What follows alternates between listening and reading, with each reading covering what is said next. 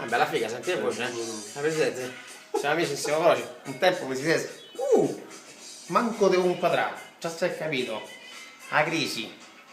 Uno di solito è una bella, no? Hai trovato un posticino figo, Bed in Bow. Bed in Bow, che è la big bed mi fia. Bed in Bow. Bed, letto, in, bow. Non è, è Bologna.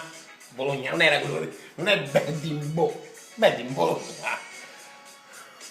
Ma non te, Alza, tu sei solo il proprietario.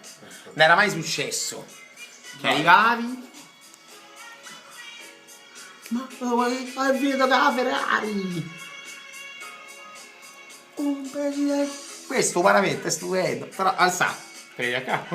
Però è molto bello, perché a me mi piace l'ostentazione positiva è anche mettere a disposizione del secondo esposizione i posti fighi, i posti giusti che costano poco.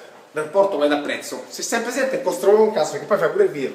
No, le marchette non ne famo, noi siamo gente dei valori, teniamo tra di noi il frusciante. Sto posto è stupendo. Edward Hopper, ignorante, quello è Edward Hopper. Per tu che non sai, per tu che sei come la bigotta, a mamma, a papà. Edward Hopper. Plasma come se piovessero. Bed in Bow. Qua ci mettiamo.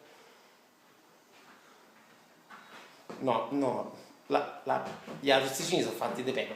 E questo è un Bed in Bow, è il più bello bed and breakfast del mondo. Alessandro, scusa, perché siamo amici. No, ma non da video, te ne devi proprio andare a casa.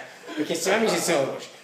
Siamo in zona, non lo so, non lo devo dire, te lo vai a cercare, sennò veramente è troppo. Io pago prezzo pieno, il video l'ho fatto perché mi piace, perché adesso lui mi ritrova il video della Ferrari, ne ho fatti pochi, quello di i più ricchi del verano, perso, lui dice che forse ci potrebbe essere. Attenzione, se Monica, la mia segretaria, mi ha preso il bed and breakfast da uno che non sapevo chi fosse e mi ritrova i più ricchi del verano, secondo te sto male. Viva la vita, tutta la vita. Bed and Bow è una figata. O tu te ne vai perché de mazze se tutto stretto ne basta una. Bella per te.